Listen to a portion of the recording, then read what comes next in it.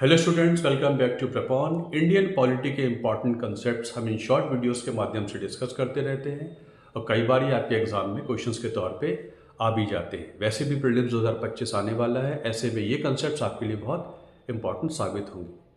Parliament में दो private member bill introduce हुए हैं जिनका मकसद पार्लियामेंट की वर्किंग एफिशिएंसी या उसका आउटपुट उतना आए उसे इंश्योर करना है। तो दो बातें डिस्कस करेंगे कि प्राइवेट मेंबर बिल क्या होता है और उनका मकसद क्या है।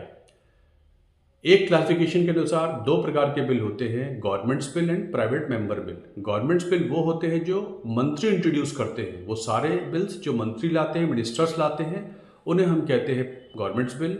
इसके अलावा वो सारे बिल्स जो नॉन मिनिस्टर्स लेके आते हैं उन्हें हम कहते हैं प्राइवेट मेंबर्स बिल। इसका मतलब ये नहीं कि जो अपोजिशन मेंबर्स पार्टीज के मेंबर्स बिल लाते हैं उसे हम प्राइवेट मेंबर बिल बोलेंगे।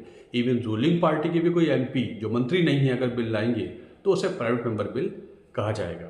अब इन बिल का मकसद क्या है? पार्लियामेंट की वर्किंग को इम्प्रूव कराना, उसकी एफिशिएंसी को इम्प्रूव कराना। कई बार हम देखते हैं पार्लियामेंट में, लोकसभा राज्यसभा में डिस्ट्रप्शंस हो जाते हैं या एडजर्नमेंट हो जाता है या मेंबर्स बाहर आ जाते हैं, पार्लियामेंट ठीक से काम नहीं कर पाता है, बहुत इम्पॉर्टेंट समय नष्ट हो जाता है और पार्लियामेंट के चलने में पैसा भी बहुत खर्च होता है, उसका भी लॉस होता है। तो इन बिल्स का ये कहना है कि साल में कम से कम minimum number of sittings ensure कर दी जाए, मैंडेटरी कर दी जाए, इससे कम पार्लियामेंट नहीं बैठ सकता।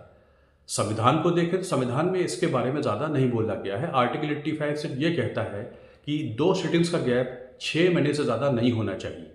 मतलब संविधान ने यह इंश्योर किया है कि साल में 2 सत्र हों या 2 सेशंस हों, इससे ज़्यादा संविधान कुछ नहीं कहता है। एक सत्र में कितने दिन हो, एमपीज को कितने दिन बैठना है, इसके बारे में संविधान ने कुछ नहीं बोला है। तो बिल्स का ये मकसद है कि साल में 100 दिन या 120 दिन अगर मैंडेटरी कर दिया जाएगा तो मेंबर्स ऑफ पार्लियामेंट को इतनी सिटिंग्स करनी ही करनी है।